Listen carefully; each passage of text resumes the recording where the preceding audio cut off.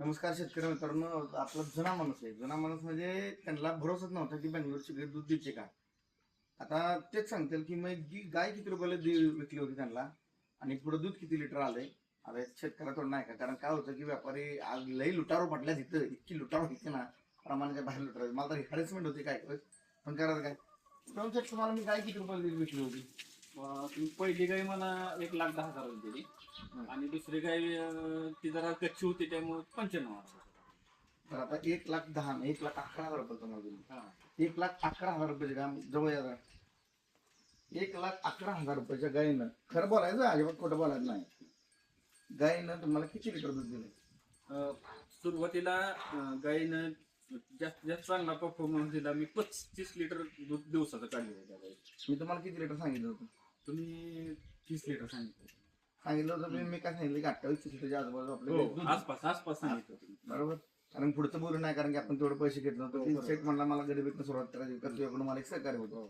माझ्याकडून जेवढं होईल तेवढं दिलं. म्हणजे आता दुसरी गाय आपण द्यावी परत. दुसरी गाय किती रुपयाला दिली तुम्हाला. 95,000 दिली. तिचं दूध किती चालू आहे. तिचं दूध पण 25 ते 30च्या दरम्यान चालली ती गाय. बरं आता एक मी सोडलो इथं, हम्म. तुम्हाला कोण दिलं त्या पैशाला काय.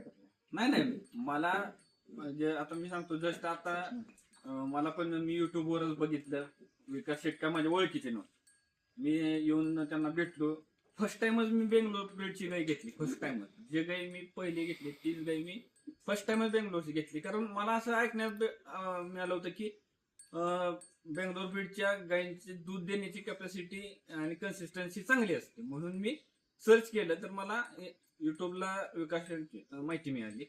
आता माहिती मिळाल्यानंतर आम्ही इथं आलो. त्यांनी इतकं चांगलं सहकार्य केलं की म्हणजे त्यांनी आम्हाला सांगताना किमती खूप चांगल्या सांगितल्या. पण आम्ही त्यांना सांगितलं आम्ही सुरुवात करतोय पहिल्यांदा, आमच्यासाठी ऍडजस्ट करा. तर त्यांनी खूप चांगल्या पद्धतीने सहकार्य केलं आणि आज त्या गोष्टीमुळे मला ह्या धंद्याकडे एक बिझनेस किंवा एक व्यावसायिक दृष्टिकोनातून बघण्याचा व्ह्यू मिळाला. कारण आमच्या पहिल्या घरच्या गायी होत्या त्या एकदम साध्या होत्या, पण आज त्या ह्या व्यवसायाकडे ह्या केवळ विकास शेठ यांनी केलेल्या सहकार्यामुळे ह्या व्यवसायाकडे एक काहीतरी प्रोजेक्शन करावं असं वाटतंय. आता एक सांगायचा दृष्टिकोन असा, आता एखाद्याला जर आपण कमी पैशाला गाय आली आणि कमी पैशाला दिली ती चूक आहे का आपली. शेतकऱ्याला सहकार्य करणं चूक आहे. इथं लुटार एवढे पडलेत ना, नाही कुठली बी गाय आणखी किती रुपयाला विकते. नाही ना. शेतकऱ्याला आता सरळ ह्याच्यात गाय देणं पाप झाले आता आपले, बरोबर झाले. आणि शिवम शेटला मी तुम्हाला 11 गाय मी किती सपोर्ट केला मागणं की बाबा ही झालं ती झाली, सगळ्या गोष्टी. नाही एंड टू एंड सपोर्ट आहे. जर गायला काय प्रॉब्लेम आला तर तुम्ही वेटरनरी डॉक्टरना विचारण्याऐवजी जर विकास शेठना जर फोन केला तर विकास शेठ योग्य औषध सांगतात आणि त्याच्यामुळे ते प्रॉब्लेमच राहत नाही काही सुद्धा. दुसरी गोष्ट म्हणजे माझं तर आता वैयक्तिक मत आहे की विकास शेठ किती सहकार्य करतील आता ते त्यांच्या हातात आहे. पण मी गाय जर घेईल ना तर फक्त विकास शेठ घ्या. कारण की माणसाला भरोसा कमवायला खूप दिवस लागतात. आणि विषय काय होतो, हे रिपीटर कस्टमर कोण मेंटेन करू शकतो. नवीन नौका कुठं येऊन गाय घेतो, युट्यूबचे व्हिडिओ बघतो घेतो, त्याला माहित नसतं की काय चालले, आपण काय करतो, कसं देतो गाई.